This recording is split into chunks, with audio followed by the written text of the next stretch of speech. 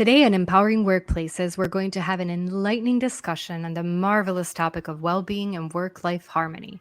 It's absolutely critical that we give priority to our own well-being and establish a delightful dance between our work and personal lives.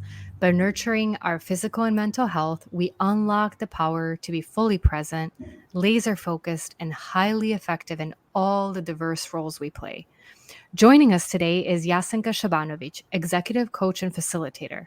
For the past 20 years, she has had the privilege of working with top-tier C-level leaders and their exceptional teams from prominent organizations like Amazon, Meta, TikTok, Uber, Paramount, Google, and many other industry titans. Jasenka is not only an esteemed professional, but also an author with her book LQ, To Make Your Life the Most Important Business, capturing the essence of living a fulfilling and purpose-driven life.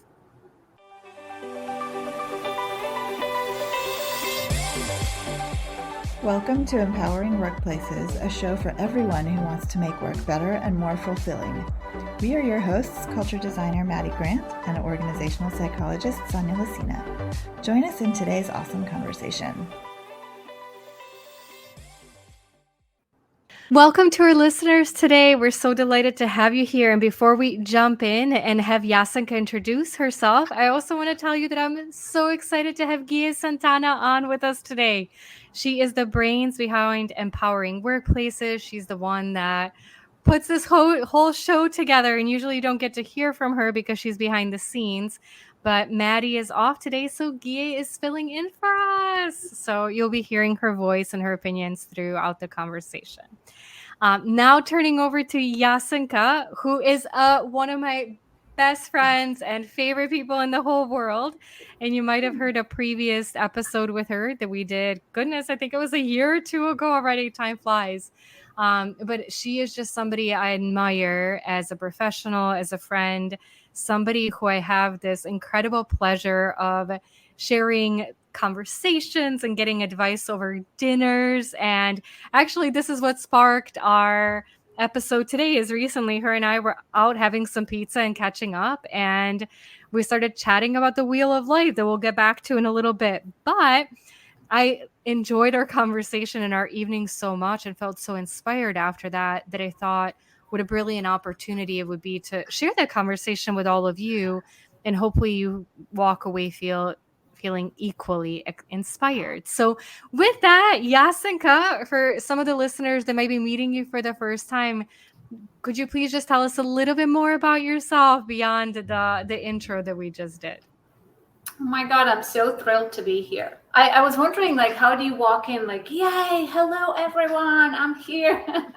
So hard to transfer that onto the podcast when people don't see us. But I'm always so full of energy. So amazing to be here. But that's why we're probably friends, because we're both so optimistic and constantly thinking about how can we change? How can we move forward?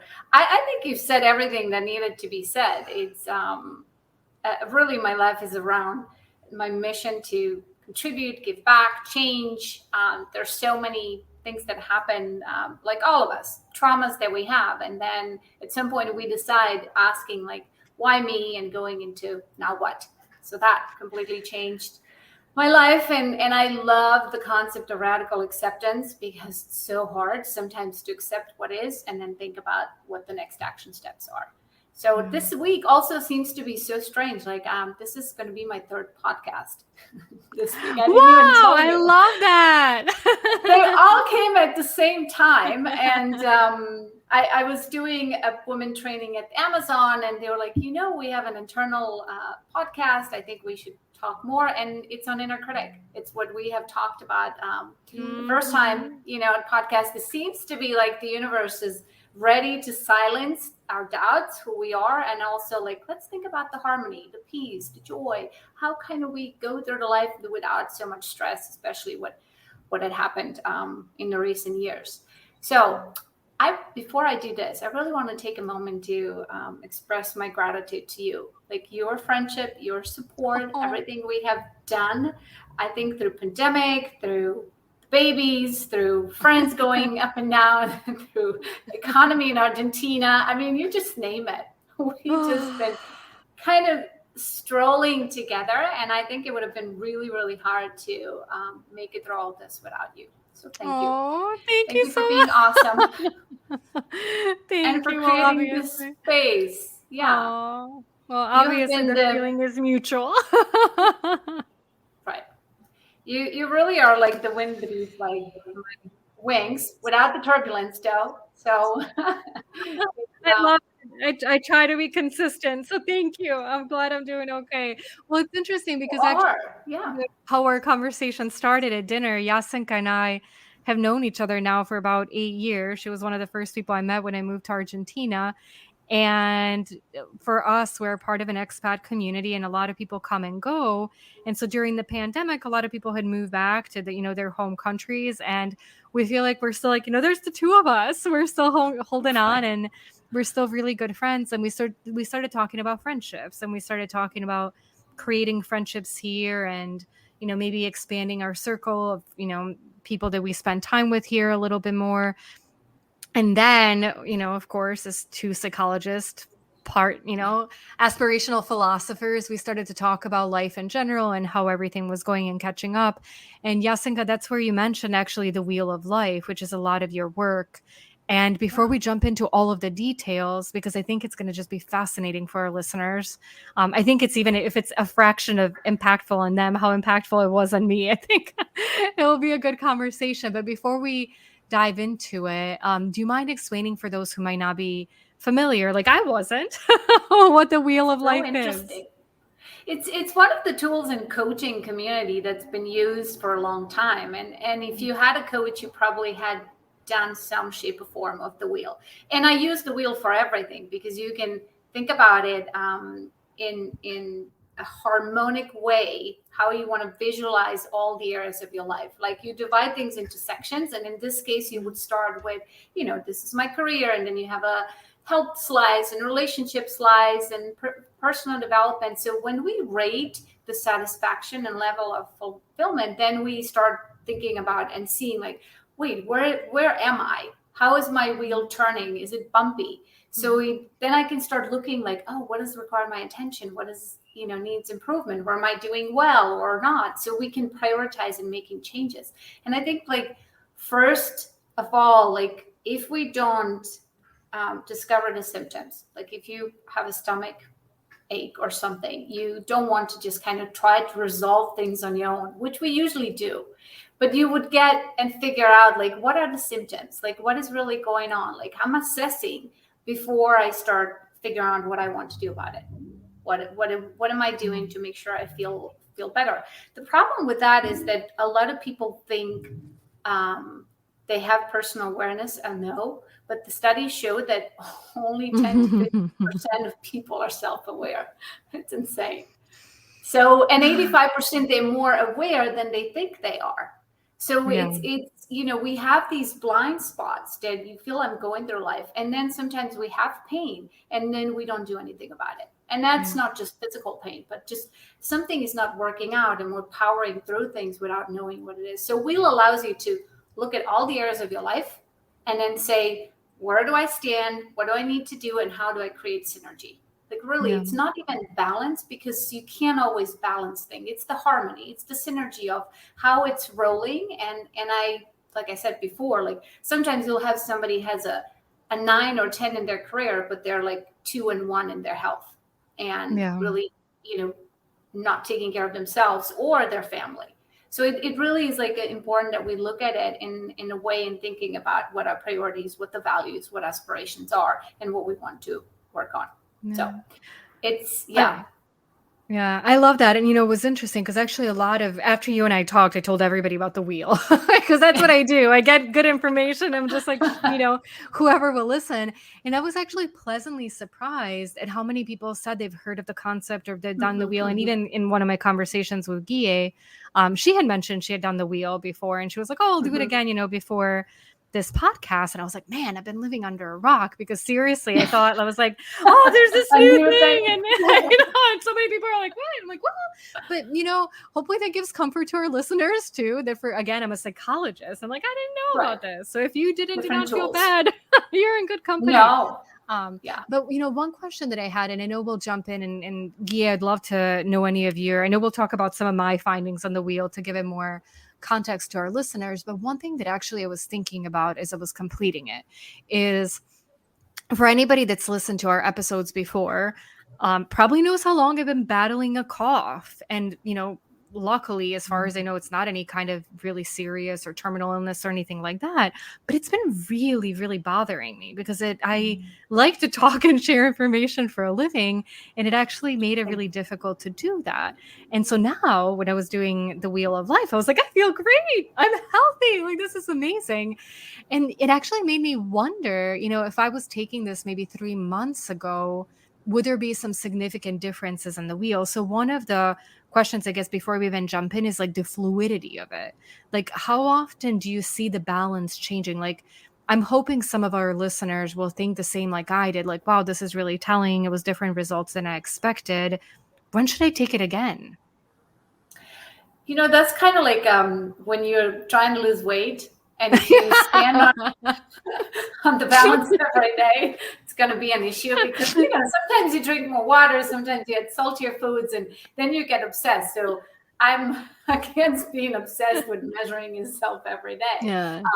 I would say like every 6 months to a year, Okay. because it's a snapshot of where I am. It's pretty good, in telling what's happening. If something is not working out with this, now looking with this self-awareness, you can look back and say like, hey, health was at this point, now it's not working out. Let me pull it out and see like what is really going on. Yeah. Plus, based on what had happened to you, maybe you're going to say like, all right, so there's something happening with my throat. Like, what do I proactively need to do for the next 6 months to make sure that Yeah. like I'm good And right did now. Right. Did I ever? My goodness. And it's funny that you say the weight thing too, because I think I hadn't stepped on a scale for a really long time because I was like, I'm gonna get this like cough under control. I'm gonna get this cough under. You know what got away from me in the meantime? My weight. So then one day I was like, yeah, I've been doing yoga. I got this. I stepped on the scale and it was like, what? Like, come on. Right. It was and I'm still very happy. I'll take like my non-coughing over my multi-kilo gain that snuck up on me any day. But I was like, oh man. And then I did exactly what you said not to do. 3 days later, I weighed myself again, and I gained like another like half a kilo or a pound.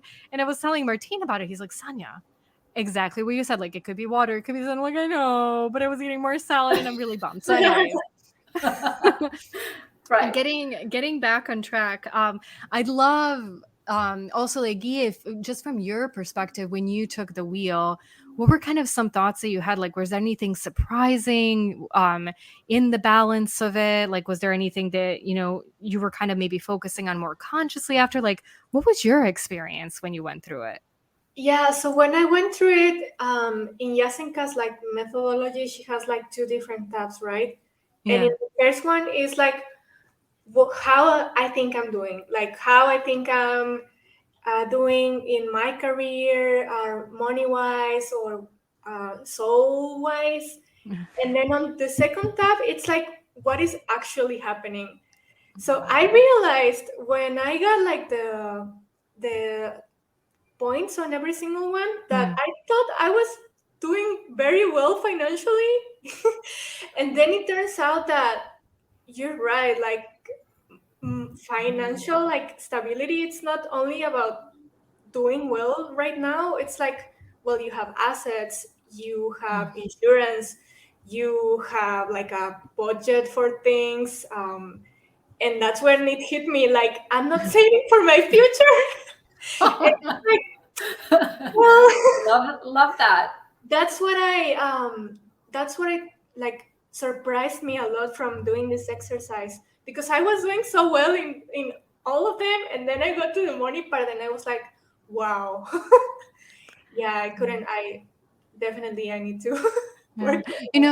But that's probably like a really good revelation of finding. So I'm thinking of our episode with Dr. Candace Steele Flippin when she was talking about women and finances and our general challenge to really understand everything that goes in it. But sometimes it takes like something like this where you look at all the different categories and you're like, wow, wait, I was thinking about it or defining it in a different kind of way.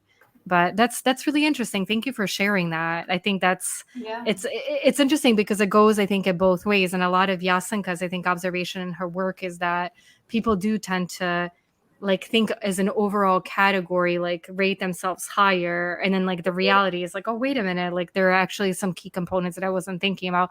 Well, I don't know, girlfriend, like at least yours was finance. Mine was soul. I had to go back and double check the definition. I was like, oh no, my soul, I thought that one was under control. But then when I started to look at and understand where I rated myself really low, there were items like, do I meditate daily? And I really don't. And I wish I did. Yeah. I do yoga daily. And so I do cleanse my mind a little bit, but I don't consider that as like a really like form of meditation. And that really tore down my score. And I think it was like what we were talking about before the show too, like a little bit about community. And maybe it's defining how you give back, but those were like two areas where I think I gave myself like 2s, 3s because they were nearly non-existent. And sometimes it's interesting when you see how somebody can or something can really pull down your results so much and how to think about those different categories. But Yasenka, so for example, Guy and I have these different opportunities. And I think what was mine was soul, and it was also, I believe, community. And so that was something that what I was thinking about, again, is some of the community items I think will really resonate with a lot of people, like living in a city, having lived there in a while, maybe, working in the area. For me, I don't, and so this is maybe a good question too. I explained away my lower results, both, how I did it on the overall category as well as the smaller categories. It's like, well, I work remotely. I have teams all over the world. I love Buenos Aires. I live here, but really my heart is all over the world. I have my family in Serbia. I have family and friends in the US, friends all over the place. And so almost a lot of my identity is not local. So I'm okay if that part of my wheel is a little jagged, maybe for now. When people look at their wheel, how healthy is that? What I just did, explaining that away. And does it depend on a different, like, is it, I know you had mentioned, maybe your wheel can be perfect, but some of the awareness around it. But then when is a difference, kind of maybe how can you tell the difference between don't necessarily strive for perfection? You might not be aligned and you might not be around the same score and everything. You might not be aligned with your perceptions and what the truth is everywhere. But at what point is it like, well, no, maybe like I actually should do some work here. Like maybe this is a little bit too rough. Well, also we talked about in our conversation about your values, remember, and I owe you, I definitely owe you a response to that, and I will. And I think the wheel shows so many other things. It shows the values as well, which can change over time. And again, as I said, like at certain point of your wheel, there's certain things like if you are now saying, I have a little child that needs a lot of my attention, it's definitely going to be different than when he's in school and how much time you're going to spend on yourself. So it's not to be like so harsh on yourself. This is not to be another tool where you're like beating down on you for the things not being perfect. I don't know what you're talking about, friend. It's more like saying, hey, how can I make this balanced? Like, how do I make 5 out of each versus 10 and 2? And by the way, sometimes the way we spend time doesn't necessarily mean that if you're spending a lot of time in your career at work, that you're getting the results you want. Yeah. And that your score will still be low. So looking back at the values and like saying, hey, I mean, I spend most of my time in a career and still it's not a 10, which I would imagine to be, and then everything else is suffering underneath that. Like there's something that I need to change in how I look at the world. Like the values is a community part. Like, hey, how much of what is my contribution mean? Are we all going to be, Mother Teresa? No, probably not. Like that's a different value for her. For us, is saying like, what is my contribution? Sometimes it is feeding the hungry, in the soup kitchen, but sometimes it's what you're doing right now. Is saying like, I'm going to take time out of my day that's separate from my work and start sharing information that will help people. And I think that's a contribution in itself. So I think once you define what is value, or define each one of those, what they look like what does success look like in a career, what does my success look like in my relationships, then you look back at the scores and saying like, okay, well, this is where I'm looking at really what and how I am. Even though I've asked the questions doesn't mean that meditation is your way of, nourishing your soul. Maybe people want to go to church or a temple and saying that's how I need to do it. Like meditation is not my thing. So you want to kind of be not so harsh on all of this, but it is a Snapchat of saying like, what is it that I want to work on? What is my community and soul and my finances look like? Do you maybe Gija want to buy an island or airplane? I certainly don't want more people to manage.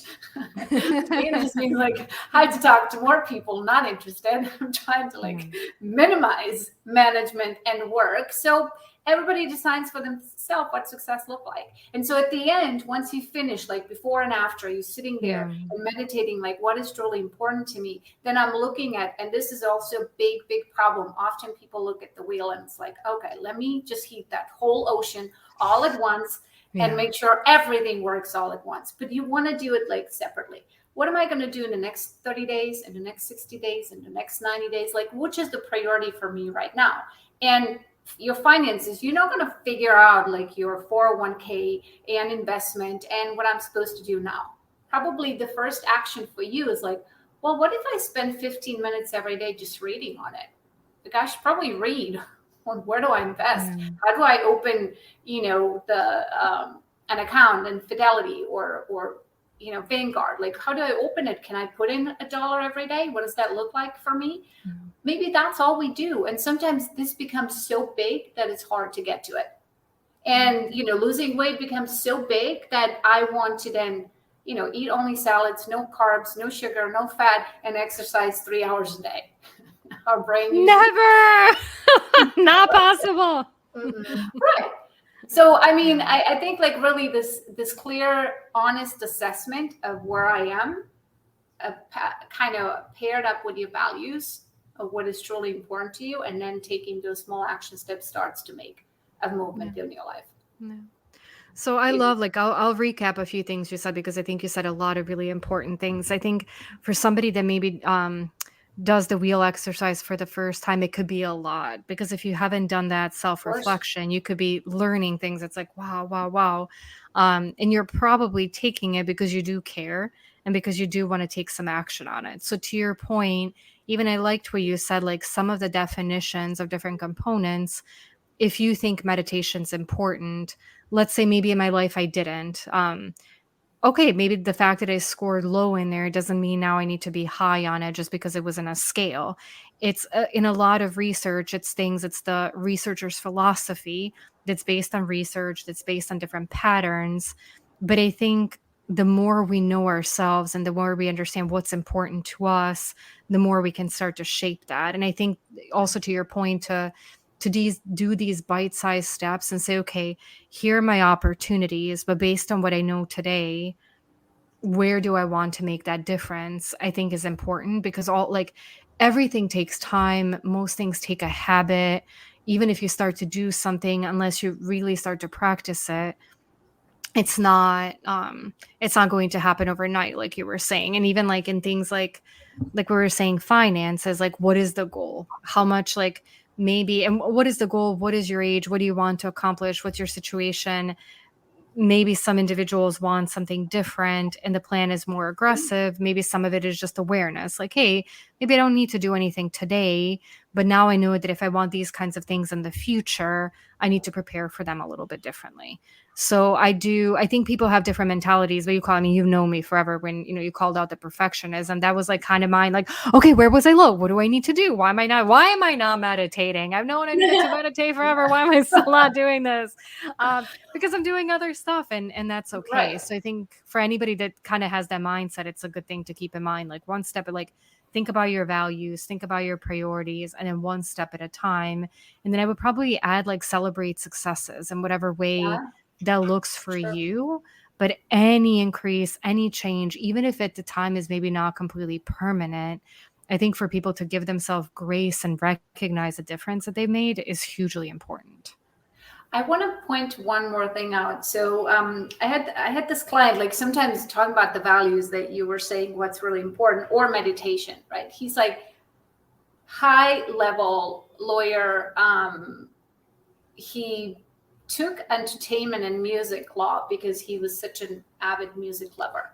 Right? Like he played the bass and it was really important to him when he was young and all that. And then he got into work and that got sideways. Right? Like, so he got into helping other people do the best in the music and succeeding in all of it and watching it from the outside. And then I remember when we started working together and he's like, look, I need to, work on the clients and I'm so busy and I never get to it. And I was like, well, what's your secret passion? Like, what is this one thing? And he's like, music. And I said, how much music do you play? And he looked at me like, what do you mean? I mean, what do you mean? and so it was like that awareness that why in your wheel of your soul, of your meditation, of how you're growing, are you not playing music? And you're so busy doing other things that you forget like that part, that slice of your wheel is something you have to think about. And then the progress the story, like I said, okay, just 10 minutes, that's all you have to do. You don't have to, now start doing big things because you need to go back into the group. So 10 minutes turned into 30 and he's like, I think I'm going to, hire a coach. Like I want to start improving on these things. And then he's like, you know what? I think I'm going to turn my garage into a place where I can play, invite people over. And he's got like plethora of people who are in the music business that can play with him. Right. And it's like, I'm going to start inviting people over. And, it's like this started turning into this really happy guy that used to be so grumpy in the industry that he loved so much. And then starting to see different things. But the cherry on the top of this cake, I was asking like, look, you've had all these amazing clients. Like if you had one that's kind of, out there, who would it be? And he's like, well, Grateful Dead, but that's just such a big band. Like, I don't really think that's going to happen. It's so far away. Long story short, once he started working on what truly matters to him, how he's playing, what his energy is coming out to do, attracted somebody that at some point said, hey, at his garage, we jam. You should go. It's a really cool group. That thing turned into like, hey, I'm going to that, concert over there. Let me introduce you to Bob. He is their lawyer right now. No. It's one of those things, like when you start taking care of this really important part of who you are, and you don't have to give up. It's not that he started working less. It's not that he didn't work with his clients. It's about like looking what truly is my meditation. His meditation is music. He can't sit there and meditate, but playing bass for like half an hour or having somebody that inspired completely different things in how he showed up. So this is why this like looking at the balance and looking at the wheel and looking at what that means is like just popped up on certain things on what truly is important to me. And I think for all of us, this radical acceptance of being really truly honest with ourselves, like what is the secret thing that I'm holding inside and I'm not allowing myself to do it? What can I do 5 minutes a day? That's all I'm doing. I need to get into the space, the groove, and start seeing like I need to honor myself. And then the universe conspires to help you once you set that intention. 100%. In the last 20 years, I keep seeing it over and over. And I'm not talking about some law of attraction, dream of your Bentley and tomorrow. But I am talking about quantum physics of like doing things that matter to you and start attracting the 100%. Well, I love that. And I think that it's interesting because one of the data points, and I've been so into our conversation, I forgot to bring it up earlier. But we did, preparing for this episode, ask 300 people around the United States, how satisfied are you with the balance between your work and personal life? And actually, so I'll say the data, and then it's really interesting based on what you're saying now, the tie-in. So how satisfied are you with the balance between your work and personal life? 30% said extremely satisfied, 38% said somewhat satisfied, 13 neither satisfied nor dissatisfied, 12 somewhat dissatisfied, and 6 extremely dissatisfied. And what really struck me is, so a lot of people are saying they're satisfied, like nearly 70% to some degree. That still leaves about a third of people who are not. But I think this idea, that you were saying, between this break between work and your passions that you don't see associated with work, but actually how, when you really tune into who you want to be and your passions, how much that actually drives your success in the workplace too. And that it actually creates this like incredible balance. So that's one of the things with the data point that just really jumped out at me, that I think, as much as a society or humanity, we're still talking about this blend in many ways, that people still consider it somewhat of a balance, that there's work and that there's everything else. But in many ways, like what you're saying in the examples that you saw, is that the more you really allow yourself to have your true passions enter your life, that in many ways it really, really have a positive impact on your overall life, including your profession and your career. Right. But also, not everybody's going to have a secret passion. Like there's different things, that we might discover in this place. Like, talking about another C-level a client who, like I said, in his career, amazing, levels reached, but really bad at his health. Like really bad with the blood pressure and cholesterol and nausea and vertigo. Like things started just happening that he couldn't control because of there's so much stress. And so then he decides these small, tiny steps on starting to work out, because he was saying like, I have no time to work out, like literally. I mean, do you have time to be dead? I don't know, because like, who's going to do all this work? But started like in these small steps, and including like his sons, and saying like, okay, well, how can we combine? Because each slice is actually connected to each other. Like, what can you do on a daily basis that would include your sons that you want to spend more time with, and what you're trying to do in the exercise? So they did. And he started preparing for certain things. Like last year, he ran 2 marathons, like literally, because he's like small, tiny steps added to it. And now realizing, okay, my health actually changed a lot of other things with my relationship, with my family, with my kids, how I feel about myself and what's important. So it wasn't like that he dreamt of doing this, but it kind of gave itself, because looking at all of these things and having an amazing career. And I remember him saying, in terms of finances, like, look, I'm doing so good that my parents or my kids' grandchildren are going to be fine. And I was like, okay, then what are we doing? Let's. You provided enough. Yeah, for sure. Yeah. So my final question would be, I have so many more, but I'll just ask one, is for those individuals listening who are in a place in their organizations that they could help, like whether it's HR, a culture department, a talent department, any department really.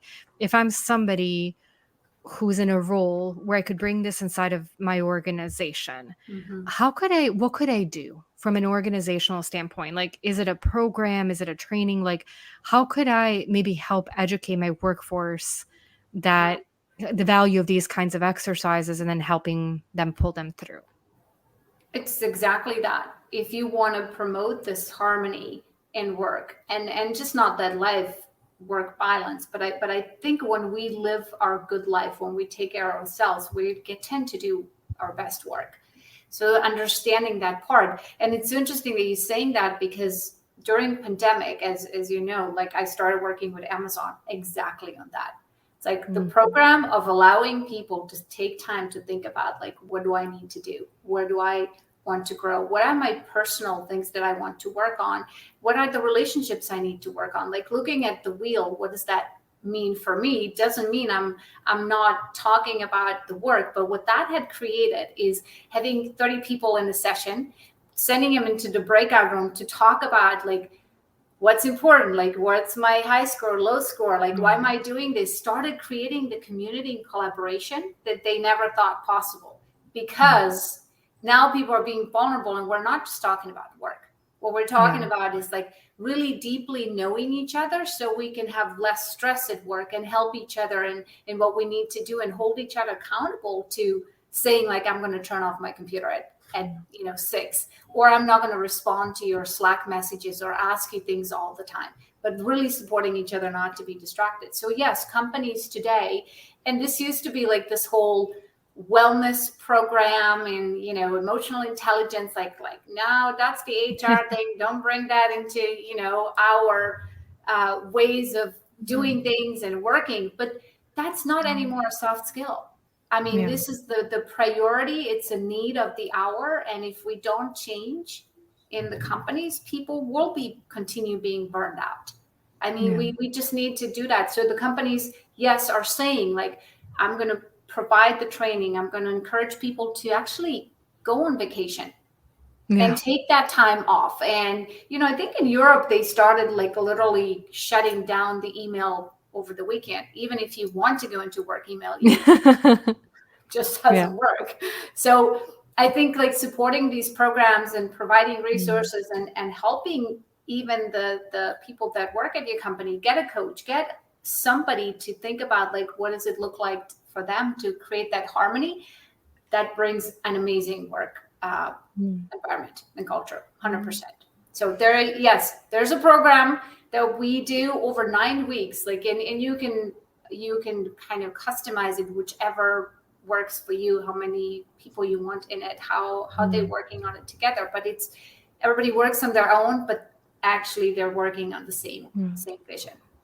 Yeah. Well, I love that, because I think for organizations to support people, it's such an incredible impact on their lives. It's not, of course, to improve engagement, productivity, loyalty, and all of that. But I think to be able to have such a profound impact on somebody's life, to be able to provide a space and a way for people to be able to reflect like that, and become really the best versions of themselves or start working towards it, I think is just an incredible thing for an organization to do, as much or as little. I know you work with some large organizations. I think even for smaller ones, to start to just do a little bit and create space of that for that, and awareness is hugely important. I think they can make such a big impact.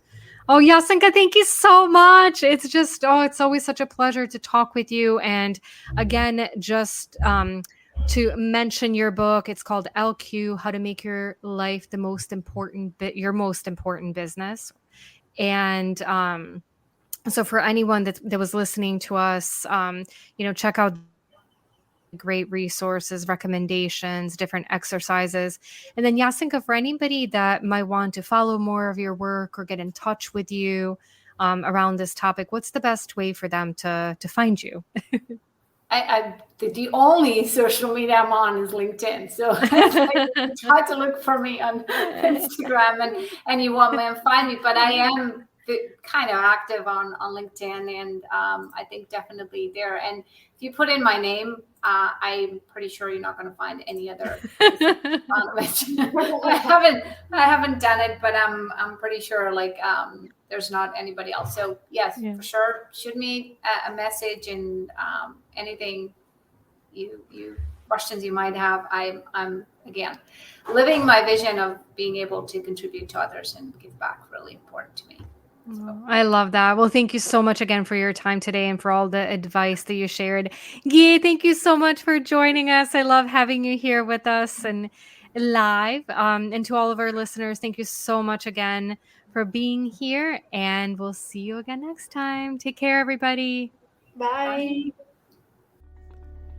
In addition to being the Empowering Workplaces host, I'm also the president of Question Pro Workforce, and I wanted to tell you a bit more about it because it so brilliantly aligns with our concept of empowerment. At Question Pro Workforce, we help organizations across the world better connect with their employees. We do this through continuous listening survey technology, as well as sharing our deep knowledge and expertise to help our clients know what questions to ask to most deeply connect with their workforce and take impactful action on data and insights they collect. Learn how Question Pro Workforce can be a great partner on your path to creating a really outstanding employee listening strategy and a remarkable organizational culture at questionpro.com/workforce.